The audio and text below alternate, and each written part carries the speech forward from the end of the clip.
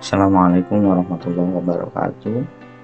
Baik, di sini saya akan menjelaskan tentang penggunaan Zoom dan pembuatan breakout rooms untuk pelaksanaan tes PBSB Timur Tengah. Pertama-tama yang harus dilakukan adalah masuk ke webnya ya, web Zoom-nya untuk membuat meeting. Masuk ke Zoom, sign in dengan Zoom akun Zoom masing-masing UIN penyelenggara. Nah, tampilannya seperti ini. Kemudian kita membuat schedule meeting, jadwal Zoom-nya, membuat link Zoom-nya. Nah, di sini topiknya disesuaikan. Contoh misalkan tes PBSB sesi 1 nih, tes PBSB Tim Tank sesi 1 misalkan. Nanti kan kalau lebih dari satu sesi bisa sesi 2, sesi 3, tapi kalau tidak ya menyesuaikan saja. Kemudian untuk tanggalnya misalkan kita buat untuk besok, karena sesi 1 jam 8,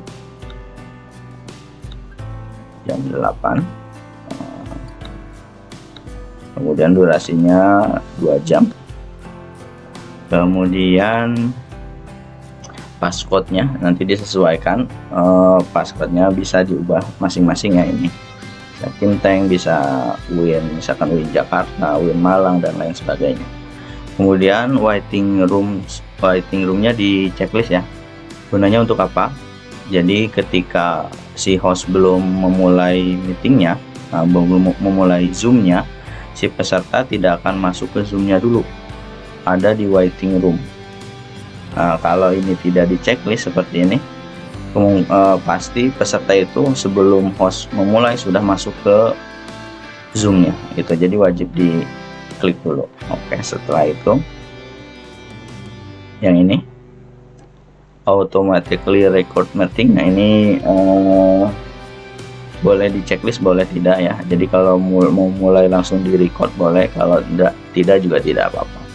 Kalau kita tidak di record, jadi tidak dicentang. Kemudian save. Oke, setelah di save, kita copy invitation-nya, yang di copy hanya sampai passcode saja, sini sampai sini. Ini panjang ke bawah sebenarnya, tapi informasi di bawah tidak terlalu penting, jadi yang di copy sampai sini aja passcode. Kemudian di share atau dibagikan ke media informasi yang digunakan, channel Telegram kah, WhatsApp grup kah, dan lain-lain. Di copy sampai situ aja. Setelah di copy boleh keluarkan. Nah, di hari H langsung start meeting. Nah, misalkan start.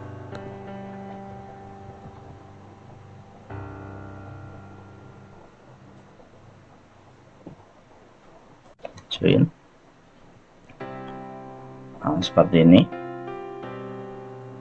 Oke, setelahnya ini menu-menu tampilan awal ketika host membuka Zoom. Ada dari ini mic, start video, security, partisipan, chat, share screen, record, breakout rooms, reaction, sama more. Di sini ada live YouTube atau yang lainnya. Nah, yang kita gunakan adalah ini breakout rooms ya. Tapi sebelum itu, nah karena tadi kita checklist waiting rooms, nah untuk memudahkan host agar tidak mengadmit seluruh peserta, maka kita klik dulu partisipannya di sini. Nah, di bawah sini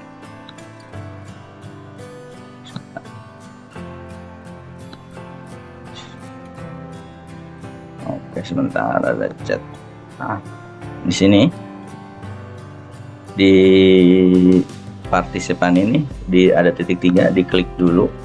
Nah, baru di enable waiting rooms. Nah, fungsinya untuk apa? Fungsinya ketika peserta ingin masuk ke dalam Zoom-nya, si host atau co-host nanti tidak perlu mengadmit satu persatu, karena kalau masih di enable waiting rooms yang di awal kita centang, maka semua peserta bisa masuk. Semua peserta adanya di waiting room dan harus mengadmit satu persatu. Nah, karena peserta kita ratusan dan untuk memudahkannya, silahkan di enable aja. Tapi kalau dirasa perlu waiting rooms dan host bersedia untuk mengadmit, ya tidak apa-apa, dicentang lagi aja. Tapi biasanya kita tidak dicentang untuk memudahkan si host agar tidak mengadmit peserta satu persatu. Setelah itu nanti akan masuk peserta. Contoh saya akan masuk, misalkan coba saya masuk dulu ya.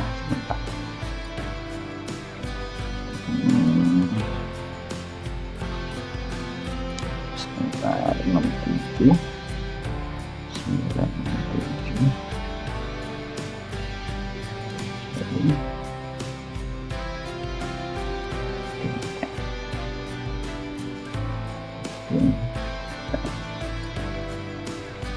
Oke.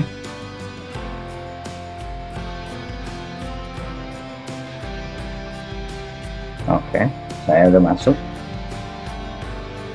Nah, dan dipastikan peserta pun nih seperti saya masuk, ininya ada mic-nya ya, jadi audionya sudah menyala. Nah, ini kan karena videonya saya tidak nyalakan, audionya sudah menyala agar dapat berkomunikasi dengan si peserta. Nah, karena nama saya belum sesuai dengan format yang ditentukan di Juknis, maka si host pun menginstruksikan si peserta agar mengubah namanya sesuai dengan format yang ditentukan. Contoh, saya ubah dulu. Caranya ada di menu partisipan di Zoom-nya. Kalau di HP Tools, klik namanya, baru ada rename. Saya ganti, formatnya adalah nomor ruangan. Misalkan saya ruangan 2 garis miring sesi, karena ini sesi 1 berarti. Kemudian absen, saya anggap absen saya 10, baru nomor nama lengkap, nama lengkap Fajar. Nah, oke. Nah, nama saya sudah ganti jadi 2 garis miring 1 garis miring 10 garis miring Fajar. 2 untuk nomor ruangan, 1 untuk sesi, 10 untuk nomor urutan di absensi ya. Baru nama lengkap di sini. Nah, fungsinya apa? Fungsinya untuk mengidentifikasi dia ruang mana, dia sesi berapa. Kalau sesinya lebih 1, tapi kalau nanti ada UIN yang hanya 1 sesi, berarti yang tengah tidak usah. Baru nomor absen ini guna untuk memudahkan pengawas ketika melihat absennya dia nomor berapa. Nah, fungsinya juga untuk memudahkan si host ketika memasukkan peserta ke dalam ruangan. Contoh, kita mulai pembagian ruangan. Sebelum pembagian ruangan, maaf, si host harus menjadikan pengawas co-host semua pengawas wajib jadi co-host. Untuk apa? Agar dapat mengontrol ruangan yang diawas, bisa unmute all dan lain sebagainya. Caranya, klik saja, misalkan saya contohkan nama saya di sini, klik more, jadi co-host. Oke. Begitu juga yang membantu host di sini sebagai co-host, nanti wajib jadi co-host juga. Seperti itu. Setelah semua pengawas masuk, itu peserta mulai berdatangan. Nah, silahkan host juga langsung membuka breakout room saja. Klik breakout rooms-nya. Nah, akan seperti ini tampilan awalnya. Di sini ada assign automatically. Nah, ketika automatically itu ketika create, jadi semua peserta masuk aja ke ruangan tanpa kita atur dia ruang berapa, yang tadinya kita sudah atur dia ruang 2 sesi 1 nomor absen 10. Nah, kalau assign automatically dia bebas masuk kemana aja. Misalkan ruangannya di sini ada 10 misalkan. Nah, yang tadinya ruang 2 dia bisa masuk kemana aja, itu automatically. Nah, yang kedua assign manually. Nah, ini yang kita gunakan. Walaupun yang ketiga ini ada let participant choose room. Nah, yang ini sebenarnya bisa peserta itu memilih ruangannya masing-masing, justru lebih memudahkan. Akan tetapi menu ini kita sudah coba hanya bisa di laptop saja gitu, jadi untuk handphone belum bisa. Oke, jadi kita klik assign manually, ruangannya 10, nanti ini disesuaikan dengan jumlah ruangan, kemudian create. Nah, akan muncul seperti ini. Nanti tinggal kita assign satu persatu. Nah, ini yang saya katakan dari awal, bahwa semakin banyak peserta yang kita jadwalkan, maka semakin banyak juga peserta yang harus kita klik di sini untuk memasukkan ke dalam ruangan. Klik. Nah, di sini kan ada saya tuh. Nah, apabila pesertanya ada 500 ya, ke bawah ada 500. Untuk makanya merename atau ID di sini, ID Zoom ini penting untuk memasukkan misalkan ruang 2, berarti saya kliknya di sini.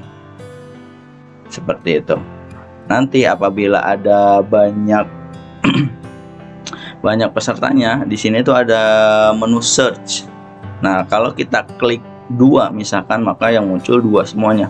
Oleh karena itu kita membuat juknis bahwa pembuatan ID Zoom itu di depannya, paling depan ini nomornya ini adalah nomor ruangan, untuk memudahkan si host memasukkan ke dalam ruangannya masing-masing. Jadi kalau banyak ini berderet sampai bawah, nanti di atas itu ada menu search.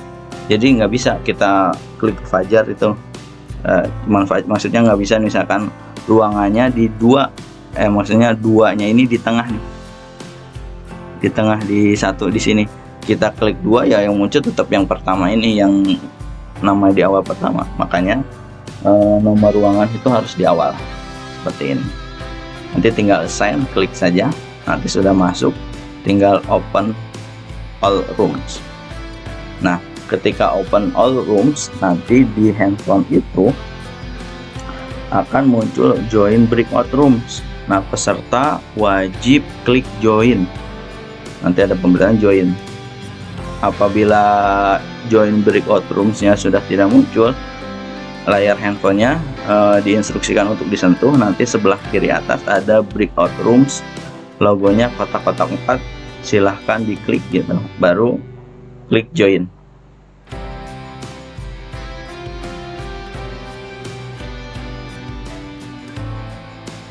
Klik join.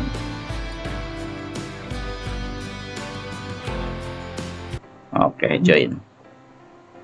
Nah, nanti di sini akan hilang. Tuh, masuk ke ruang 2. Oke. Nah, setelah itu, setelah masuk semua, nanti kalau misalkan masih ada yang peserta belum mengganti namanya, instruksikan untuk mengganti namanya. Instruksikan untuk melihat absensi yang sudah di-share di media informasinya, channel Telegram atau grup WhatsApp-nya, nanti sehingga dia bisa mengubah ID Zoom-nya seperti ini. Nanti ketika peserta bermasalah di ruangan, apabila pengawas dapat menyelesaikannya dengan cepat dan sebentar, dengan waktu yang cepat juga, maka silahkan selesaikan di ruangan. Tapi kalau membutuhkan waktu yang lama dan problemnya agak susah, bisa dioper lagi, pengawas menginstruksikan peserta untuk ke main room lagi. Nah, seperti ini. Nanti peserta masuk lagi, baru host.